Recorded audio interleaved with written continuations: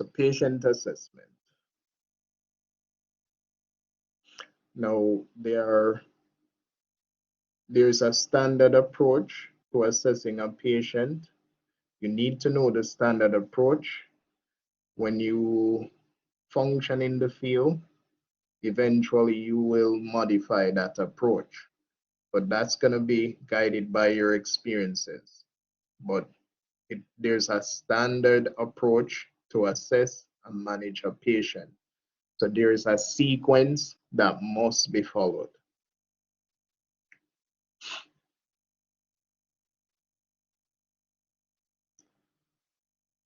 All right, now introduction. EMRs are the first trained EMS providers at many emergency scenes. So you are going to be required to perform a patient assessment sequence. Now, your patient assessment sequence has 5 parts. There's a scene size up, there's a primary assessment. You must be able to obtain history as best as possible. There's a secondary assessment and there's a reassessment. Now, all of these sections or parts are very important. However, the primary assessment is the area of your patient assessment sequence that you will make contact with the patient and address life-threatening issues.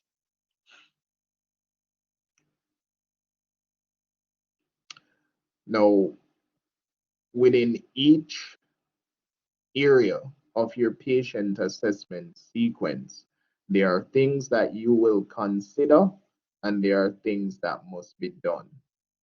So in each of these 5 areas, there are things that we consider and there are things that must be done.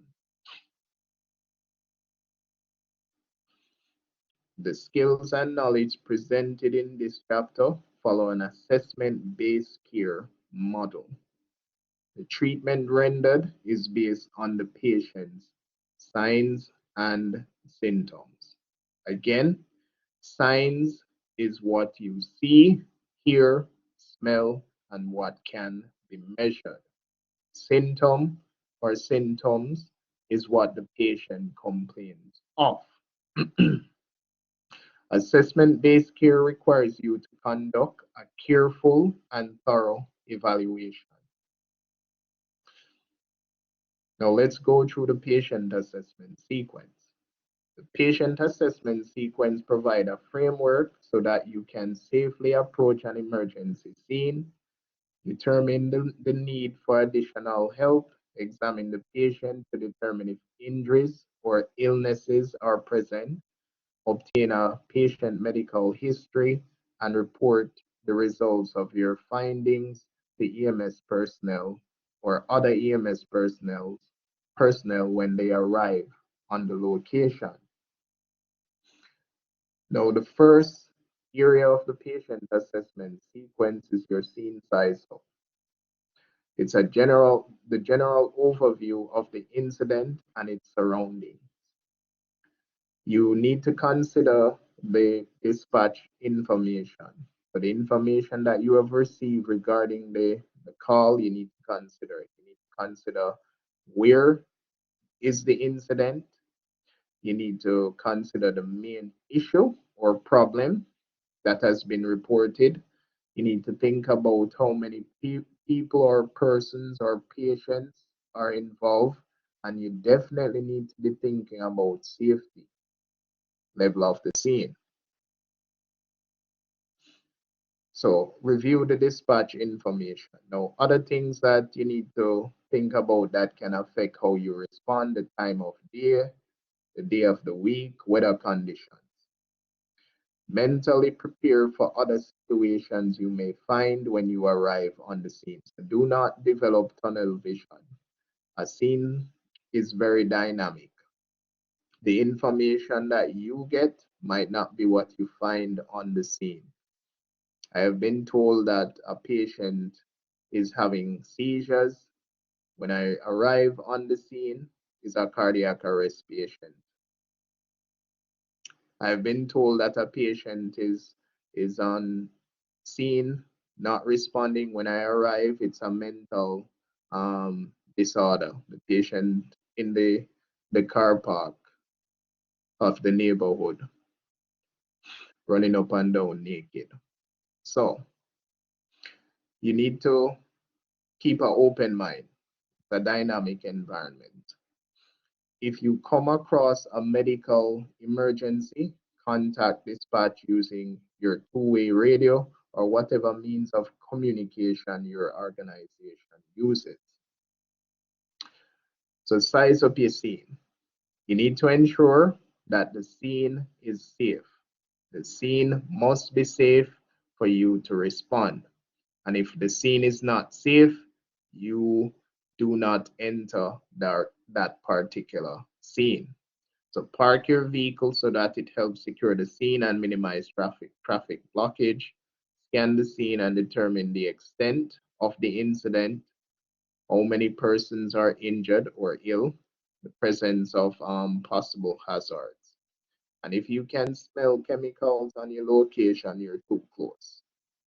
And if you have multiple patients presenting with similar signs and symptoms, you might have a food poisoning incident or hazardous material incident. You need to get out of that area to a safe location. So things that you need to be looking out for that can make your scene unsafe. Visible hazards include crash or crime scene. For that particular scene, you're gonna need police officers, you're gonna need firefighters. Falling electrical wires, you might need the power company to cut the power. Traffic, police will be necessary for that. Spill gasoline, firefighters, unstable buildings or surfaces, you might want a search and rescue team, firefighters again, weather conditions, special rescue, for crowds, law enforcement.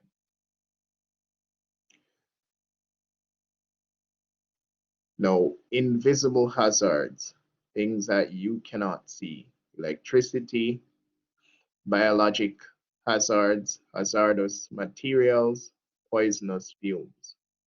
And again, if you can smell chemicals, you are too close to that location. You need to leave that location. If a scene is unsafe, keep people away until specially trained teams arrive. Now, once we have ensured that the scene is safe, then we can start to think about other things. So the take-home point for scene size up, we do not enter a scene that is unsafe. If we deem that the scene is unsafe, we will request whatever resources are necessary to make that scene secure and safe for us to work without putting ourselves at risk and our crew members.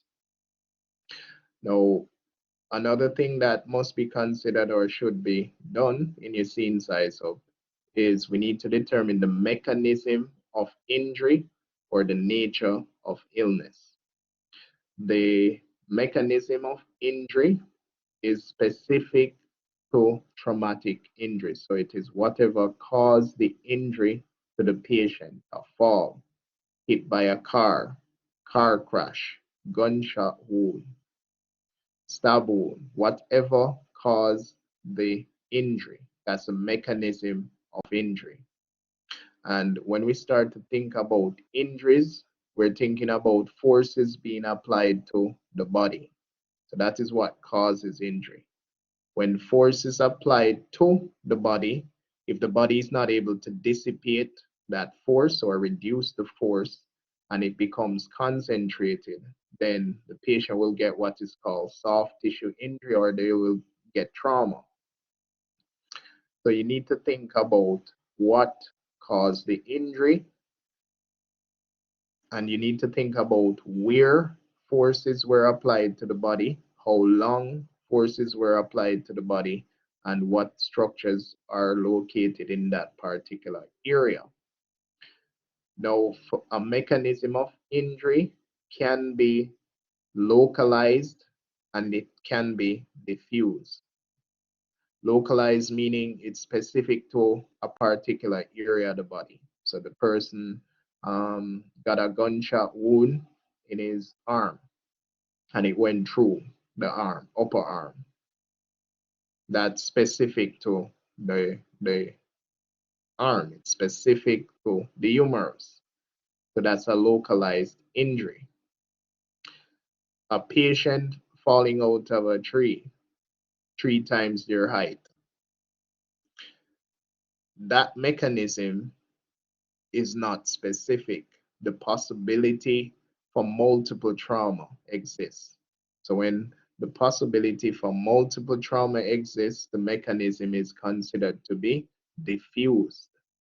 And once you consider a mechanism to be diffused, it means you have to suspect that the possibility of head and spinal injury exists for that particular patient until it is ruled out. So that's for diffused mechanisms. If it is localized, then you focus on the area that it is localized to. So that's a mechanism of injury. The nature of illness is specific to medical conditions. So it is whatever the patient complains of or the patient's chief complaint. This information can be obtained directly from the patient, it can be obtained from family members, it can be obtained from bystanders, or you can look at the area, the location for clues. And you can also sometimes find clues on your patients. Do not rule out any injury without conducting a full body assessment.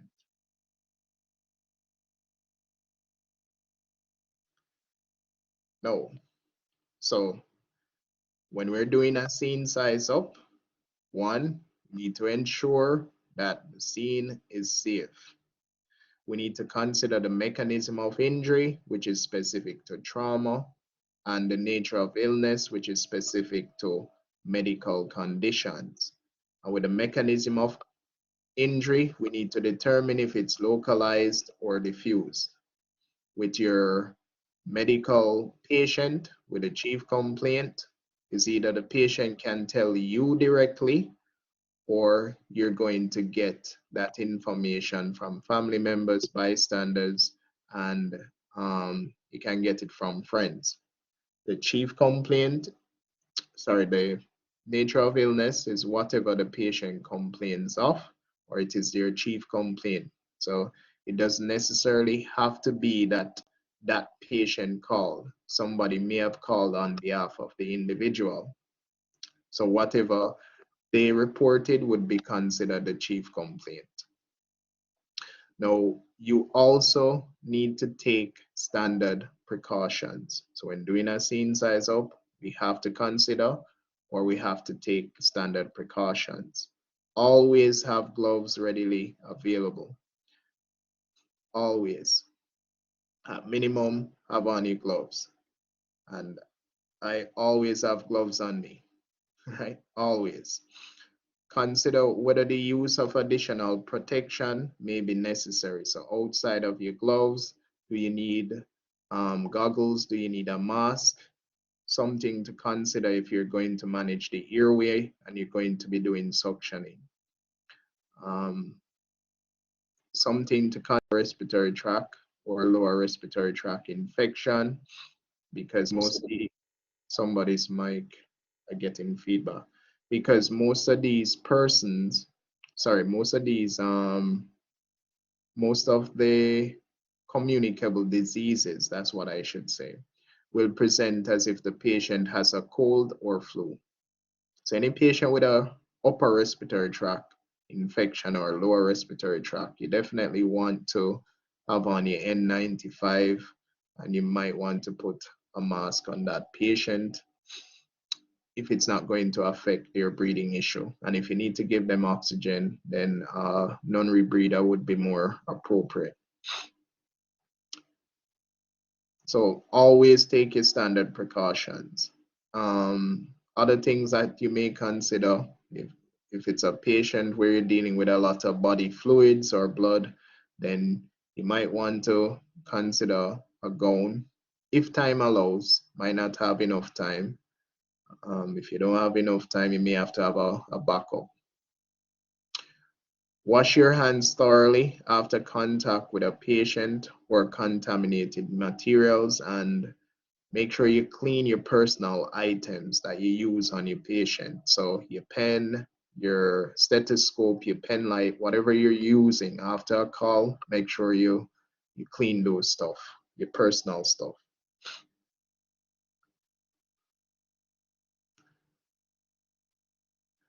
Now, we have looked at scene safety, mechanism of injury, nature of illness, standard precautions for yourself and your partner. You need to determine the number of patients. So how many patients do you have on scene? Is it one? Is it more than one? If you have more than one patient and it exceeds your available resources, it now becomes a mass casualty situation. So if you have multiple patients and you don't have enough resources, it's a mass casualty incident. So you need to request additional resources. And if you are the first responder to arrive, you need to start what is referred to as a triage process. And triaging patients is not treating patients. The word triage means to sort. You're going to sort patients and you're going to categorize these patients based on their priority. And the priority here is going to be who is going to be transported first, who can delay, who is the walk-in wounded. Consider additional resources. You definitely need to consider additional resources, and some of these resources would include law enforcement personnel. And how it works in a proper EMS response system, if it is a crime scene or a violent scene, the law enforcement arrives on location first. If we reach before law enforcement and they're not there, or we cannot get verification that they're there, we leave that location to a safe area and request law enforcement. When law enforcement arrives on location, they will secure the scene and the law enforcement agency will contact EMS when the scene is cleared. So that's how it works. We do not function on that scene until it is safe and secure. You may need to request the fire department, and you may have to work alongside the firefighters, especially if extrication is required. So for motor vehicle accidents, if the patient is trapped, the fire department will have to cut and create access to that patient. As responders, we may have to interact with the patient during that process. You may have to call the power company, and you may have to call wrecker operators.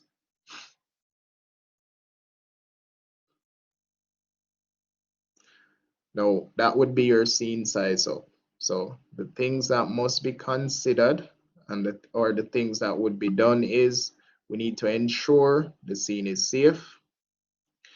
We need to consider the mechanism of injury, which is specific to trauma, and the nature of illness, which is specific to medical patients.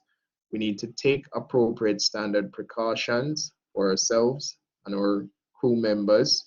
We need to determine how many patients we have, and if there's multiple patients, is the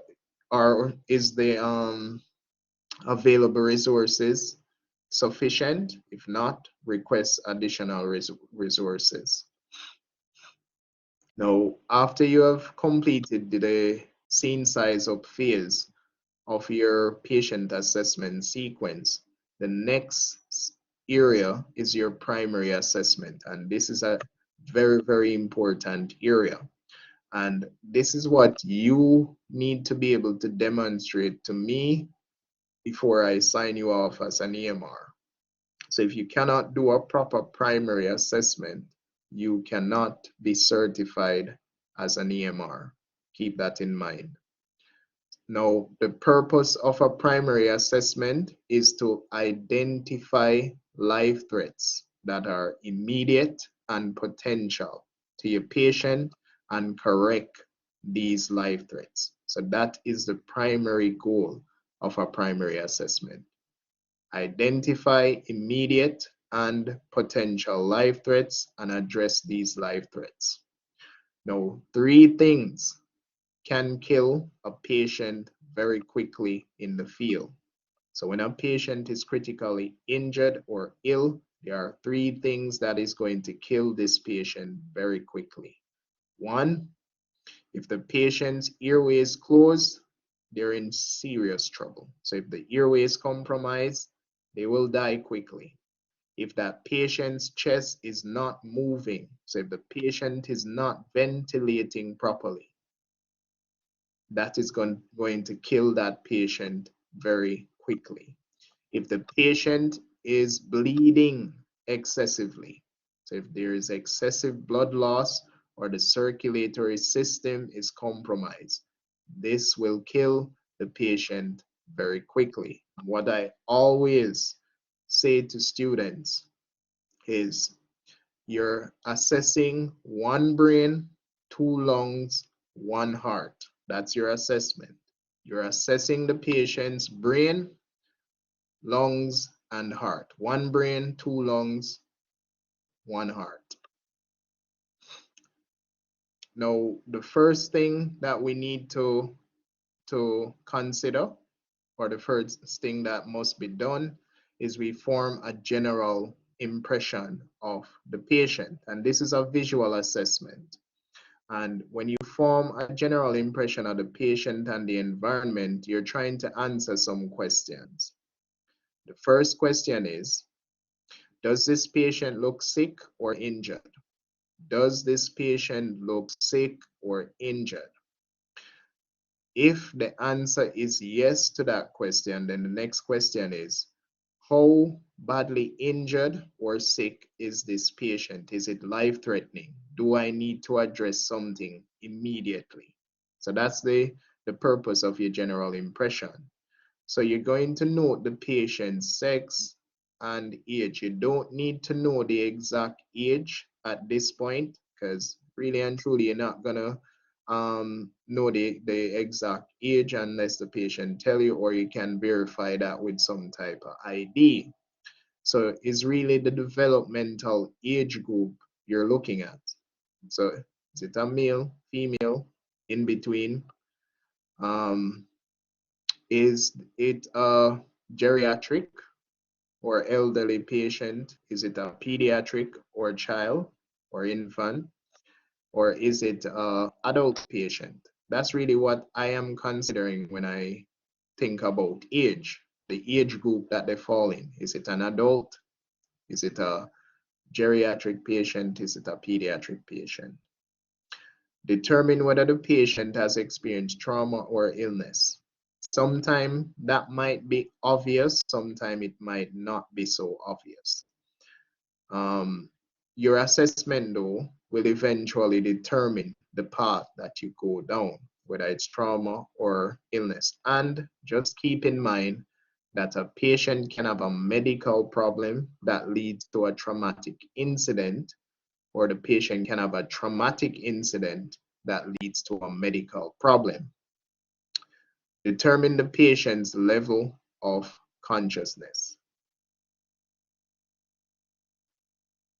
So assess the patient's level of consciousness. So once you form a general impression of the patient, right? For instance, let's look at this patient now. Where's my pointer? Look at this patient. So this look like a middle-aged adult, female, white, found in a sitting position or Fowler's position. The patient seems to be responsive, not showing any signs of distress. I'm not seeing anything that's life-threatening. And I have access to the patient based on the environment or location. So that would be my general impression, right? It's based on your observation. Now, once you have formed your general impression, the next step is to introduce yourself. Hello, mom. My name is Ryan Rufus. I'm a paramedic. This is my partner, Mr. Barnett. What is your name? My name is Jane Doe. Okay, Miss Doe, what is happening to you today? Why was EMS contacted? Can you tell me what's going on? So that's the question. That's your approach, exactly as how I just did it. Introduce yourself to the patient, find out the name of the patient, and let the patient tell you what's happening. There's a reason why it is being done that way. So if the patient is able to tell me their name, then their long-term memory is intact. Long-term memory is good. If the patient can tell me what has happened, their short-term memory is fine. There are other questions that we can ask in between, but that's outside the scope of EMRs. I'm not going to go too deep into that, but you definitely need to find out the name of your patient and let them tell you what's happening. If they can speak, let them speak. Don't let anybody speak for them based on their age group.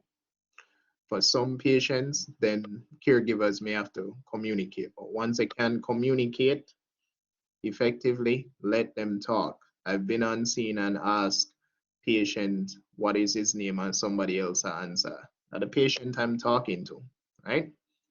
You want to get that info from the patient. So again, introduce yourself to the patient, find out the name of your patient, and let the patient tell you what is going on. Based on that patient's interaction with you, you will know for sure if their level of consciousness is compromised and if they're confused or disoriented. Now, to assess the patient's level of consciousness, we use the AVPU scale.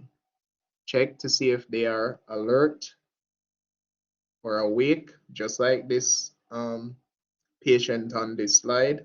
She seems to be alert because she's focusing directly on the responder. Her focus is nowhere else. It's on the responder. She's making good eye contact, so she is alert. And once you check to see if a patient is alert, check their orientation, and that is going to be based on their ability to tell you what their name is and what is going on.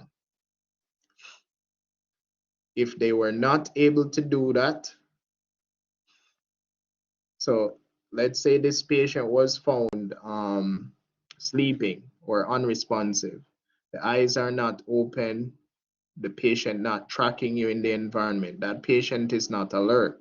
But when you get to the patient, mom, can you hear me? Patient opens her eyes and look at you. That patient is not fully alert, but the patient is responding to verbal stimuli.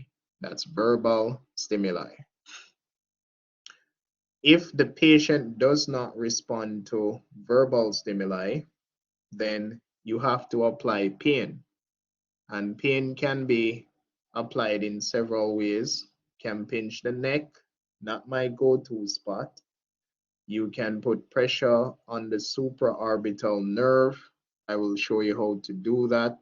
You can twist the ears. You can take a pen and put pressure on the cuticle of the nail.